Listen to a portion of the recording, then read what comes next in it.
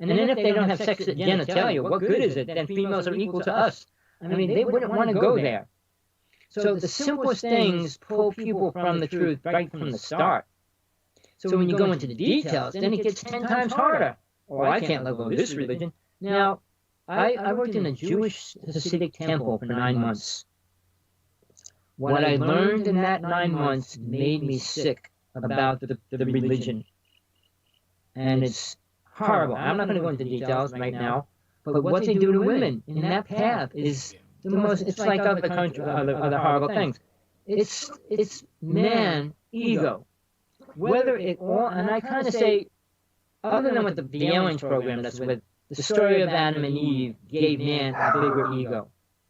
Because woman was taken out of the man. So that alone means they're secondary to us. So man was here. No, man wasn't here first. I mean, it wasn't like God put down a man and then it had a woman and then had sex and had a child. I mean, there's a lot more complicated things going on around that. But it takes two to tango, not one. So yeah, there's a lot of things that relate to the truth, which people don't want to relate to.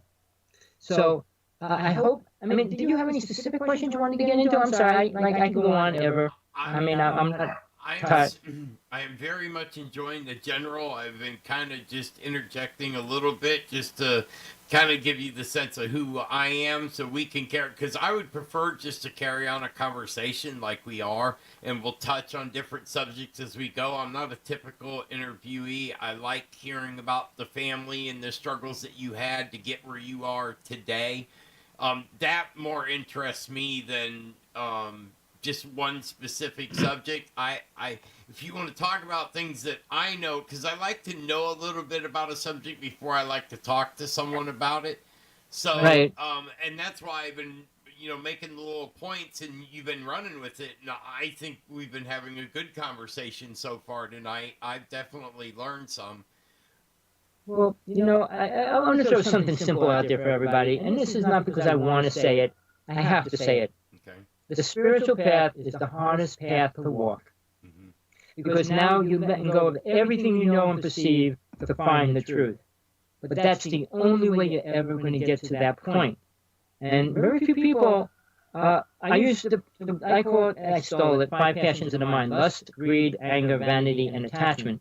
That's what keeps us here. Attachment being the number one thing. But I rearranged it to the ones that I call the 5 passions: sex, drugs, drinking, rock and roll, cheap thrills, sports, and I could throw in sex as well. But the word love is barely in there because very few younger people deal with love at a high level. I mean, having sex and getting along at dinner is love to a lot of people. But seeing a person starving, sick, and dying, and staying with them shows your love. Not leave them, now I can't be with them, I'm leaving them, which happens a lot.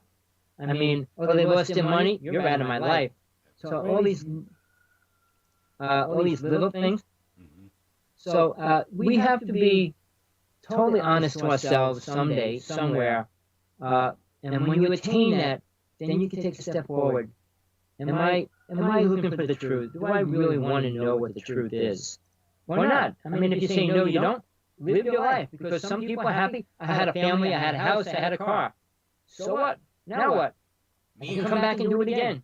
I don't want to start over again. I want to make it to the next step. And I don't know if this is the first time. I'm just now getting a sense that there was me before me.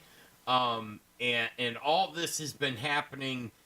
This is the end of the first decade. The first decade I spent just learning. I read the Bible. I studied every single verse. Then I studied every single type of different Bible and the differences in between and why they were written different. And then I got into the 40 books of the Lost Bible. And then I searched and I found 8 more books that were supposed to be in the Bible that didn't make it. I've always been one. I believe there is one true God, but I also believe there are lesser gods, and they have some powers, but each one of them something different, and they're very limited. Well, let me do this. Let me try to explain this to you, since I went through many of the realms. They're not limited. All right. you become a master, a deity, an angel, a god, whatever, all right? You are who you are. You know what you know. Everybody doesn't become God because they die. You don't become an angel because you die. So when a deity is allowed to take control, and there's three deities on the astral plane, and you have to go past them to get into the next world, which is the third world. Each world up into the soul plane has a deity or two there that you have to go past. I don't care what anybody says in dreams and fantasizes. You have to go past them. You call them the gatekeeper, call them what you want, but you can't allow a soul to go into another realm that they can destroy or hurt or bring something wrong into it.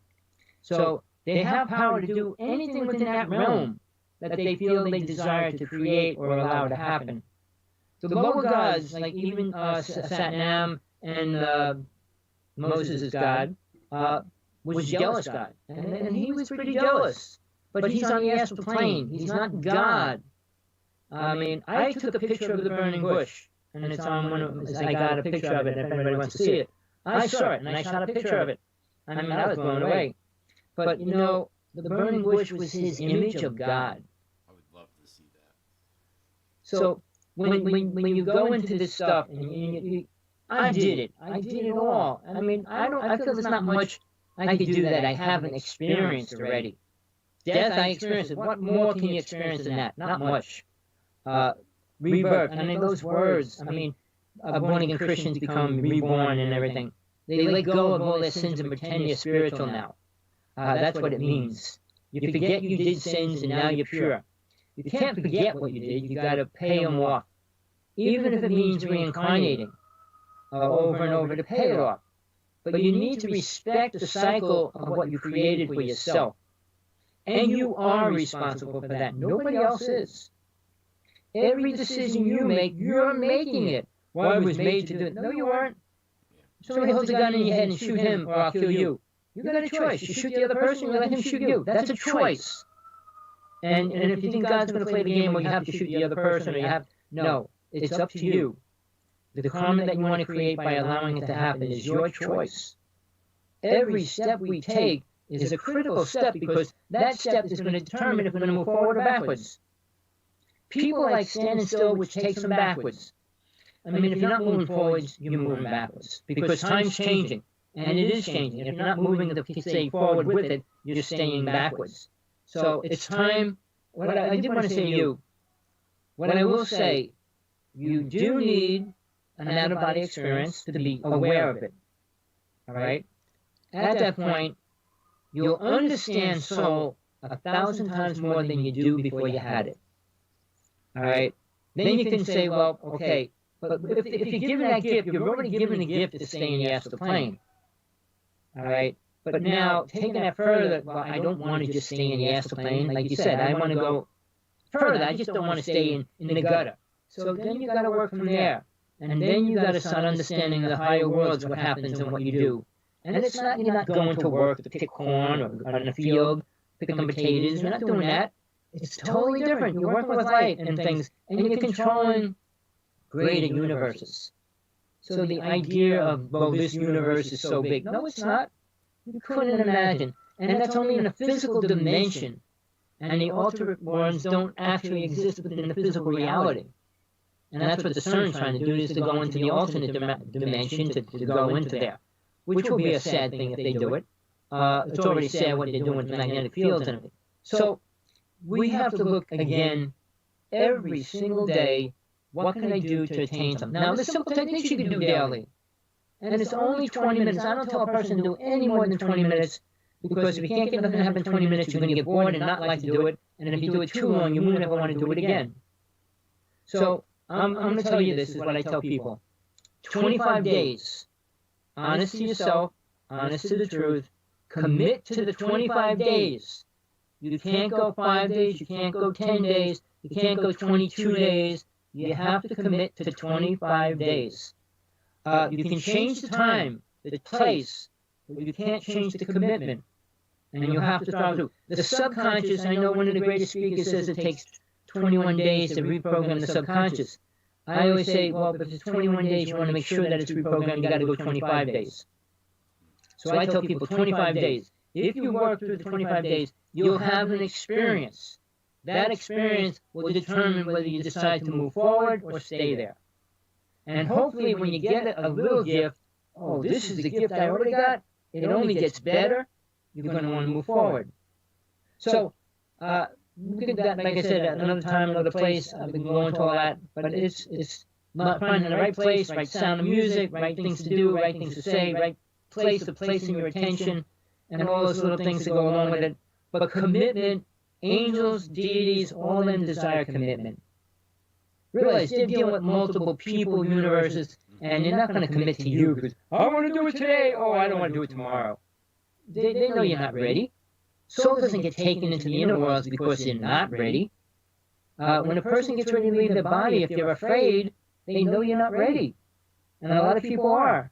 The first time they have an antibiotic, they're freaking out, and well, we can't bring you out because you can't control it. So it's learning a lot of things at the same time. But knowing this, if you commit, everybody has two angels, two guides, whatever words you want to give them, at least, that are willing to be there if you commit to it. I mean, I wouldn't want to be an angel. I wouldn't want to commit to somebody that I know is not going to commit to it. I gave a technique to so many people. Out of all of them, I only know one that committed to doing it. 25 days sounds simple, but you got demon, entity, negative energy here, and the closer you get to the truth, just like people want to give you more negative things to think about to take you away from it. So it is the hardest path, but commit to it. There's nothing bad that's going to happen, other than you might leave this world and go into a beautiful reality. Well, I'll lose my wife, I'll lose my house, I'll lose my car, I'll lose my... Yeah, see, you worry about... I mean, you're with them, and you have to support it and take care of it. But if you die tomorrow, they would still be in the same place if you died 10 years from now. You won't be there. So there has to be that reality that there is a day that you could not be there, or might not be, or they might not be there for you.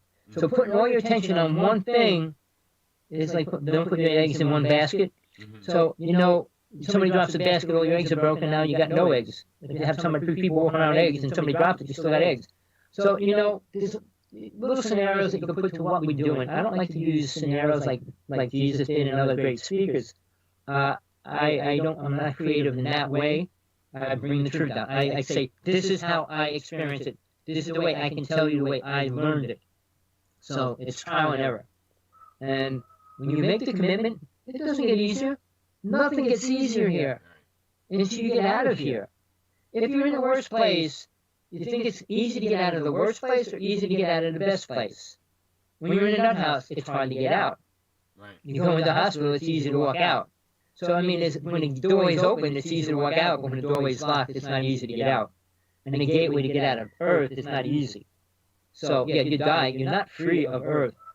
So, every step, and like I'm planning on doing a workshop. I got it all written out, and it's going to be 3 days at least, but I want to go through all the topics in detail, the techniques, and give somebody something that they can really use in their life. They don't have to use it all. Use one thing that can make something real in your life is all that matters. Because then suddenly you say, well, it's not fake, or it's not this, it's a program. We're all stuck on a stupid program. Yeah, but you don't have to be. Right. And it's time, in our reality, look at life right now, we can be in a different space. I mean, I'm not happy. I mean, I know where I'm going when I die, and that's one of the most important things I look forward to. I mean, I'm with a Buddhist person, and she's incredible. She's in pain and suffering a lot, and I deal with that. But, you know, we give ourselves our own karma. People say, well, you got that pain. We'll get karma from karma that we already created from other lifetimes. So it's not like just this lifetime. When you're born into reality in the present moment, the earth has its own karma. Everybody's part of it. Just because you're here, well, I'm a spiritual being, no, you're stuck in this karma that affects all of us. And just because you can see tomorrow a lightning bolt's going to destroy the planet, that doesn't make you better than all of us, because you're here like all of us are. But can you give any of that knowledge to us so that when a lightning bolt does hit, we don't have to be a victim of it? We need to be aware, and aware is the word that is the most important word, not spiritual. Spiritual doesn't exist. It's an imaginary word of, well, you're a better person because you're spiritual. Aware just means that. You're aware of what's really going on.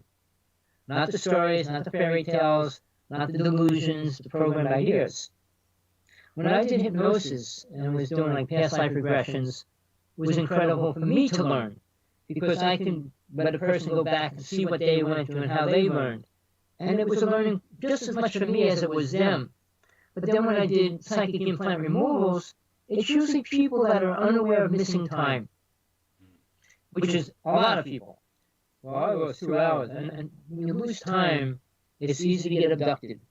And anything could have happened, and you come back without no awareness of it.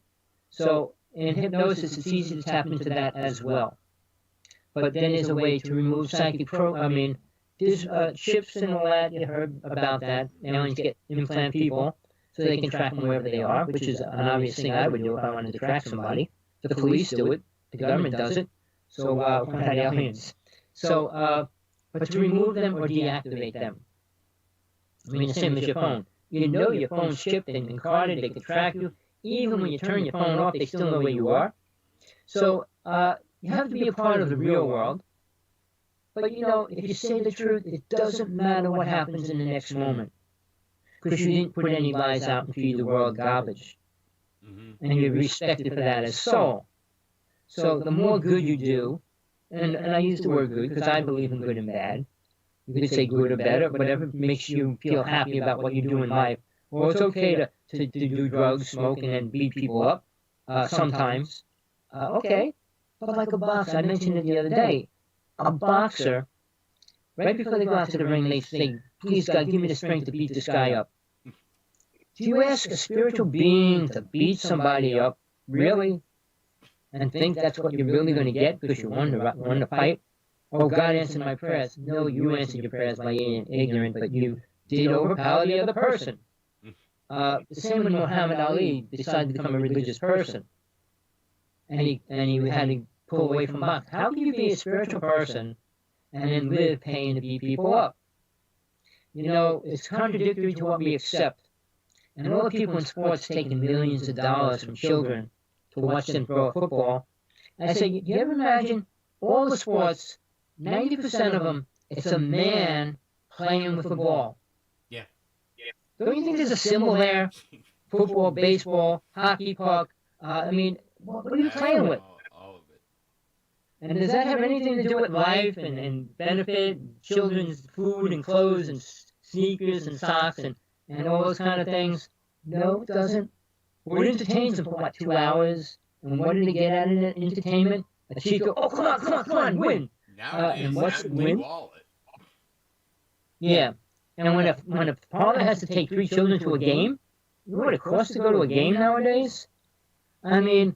All that money that they get paid. Why? Because people pay it. Do they pay a spiritual person to come out and speak? Well, if he sounds spiritual, we'll pay him a lot of money.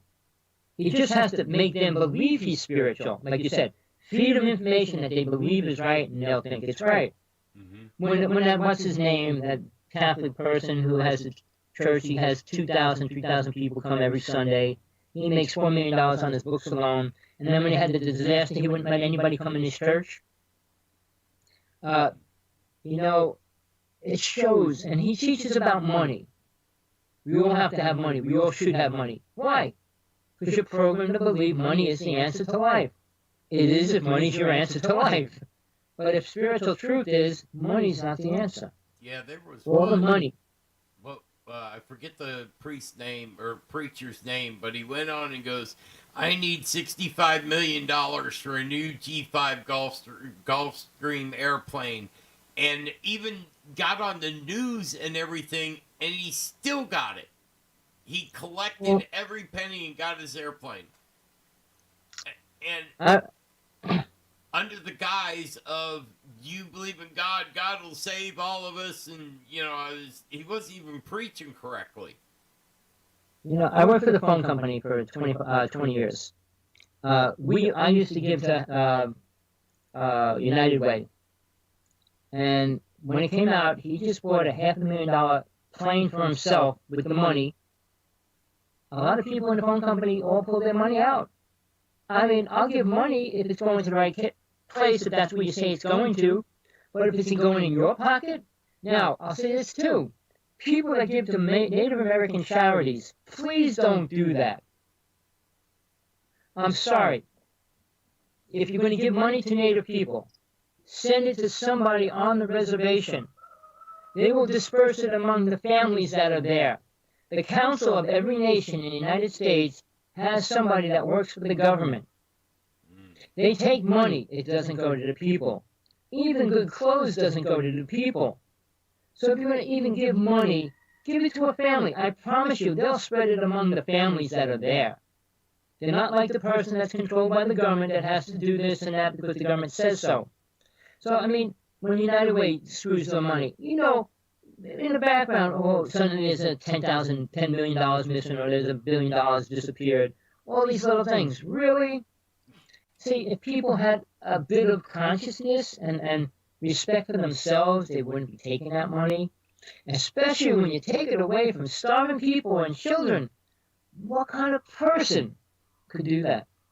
Yeah. I mean, a starving person does about anything they can to feed their children. But then again, when you're in a normal situation and you're taking it away from the starving children, think how bad that means you really are. So, I mean, it would be nice to think that people had a compassion in their brain and heart and all those things, but they don't. See, I don't give to charities. I will go and find a, when I lived right before I moved out here, I lived in Section 8 housing because I was struggling myself with some medical issues. And I'm good at building computers. So I would hear about a family in the complex that needed a computer for their kid to go to school. I would build the computer, take it over to them, and give it to them. That was how I tithed. It was how I would physically give food to someone else or physically give a computer. I'm not into that. I don't donate because I can't trust that the money's actually going to go for what it's for. See, you're coming from already an aware spot. Like, I had a lawyer when I was going against a phone company. Well, I sent $25,000 to the reservation. I said, to who? To the blah, blah, blah. And I said, no. Get in touch with the family out there. And say you'll send them the money to disperse it. And they will. All right? I mean, there's a lot of drinking problems on the reservation. But the worst crime on the reservation is sexual abuse among the girls now. And it's rapid among the reservations, the ancient reservations. And it's scary because nobody cares. I mean, when the president went out to the reservation a couple of years ago, Bush, and he looked at the land and he goes, oh, we're going to build houses out here, and left. He sent 2 people out there. They looked at the land and said, oh, we can't build here, and they left. So that disappeared for a while, and then they said, well, we're going to give them a couple of trailer homes. And they brought these trailer homes out to the reservation. Now, 3 different families died in the trailer homes. They were built so in the summer they were okay, but in the winter when the heating system got turned on, the fumes went back into the trailer. Oh my! It killed the people that were in the trailer. So that was a solution to helping the Native people. I mean, you have to look at why I say, I know the medicine women I deal with, a few of the people I work with, they rent a truck twice a year and bring 2-ton trailers out to the reservation. The medicine women I dealt with paid for flying the elders to a hospital. Because they don't have cars, they don't have transportation, and there's no hospital on the reservation. Right. Go to the medicine man, yeah, but if you die and you need help, and they can't do it. So all the money she charged people went to helping the Native Nation. Which, I mean, yeah, she's doing it for a good reason, a good cause, and she's doing it right. So when a person's doing it to put money in their pocket, they say, wow, I could buy a beautiful mansion. That's nothing to do with saving people or helping people. What you did is just showing you there's a point where compassion isn't within you. How, well, I don't want to make money, I just want to help a child. Here in Hawaii, because it's all schools on the internet, they're loaning kids computers. Loaning children computers. The computers can cost them what? If they bought 10,000 computers, what would it cost them? Just about nothing. We are currently interrupting the show. We have another broadcast coming to you live on the radio, the Global Enlightenment Radio Network. Please check out our shows on the Global Enlightenment Radio Network.com website for our latest show schedule. Thank you.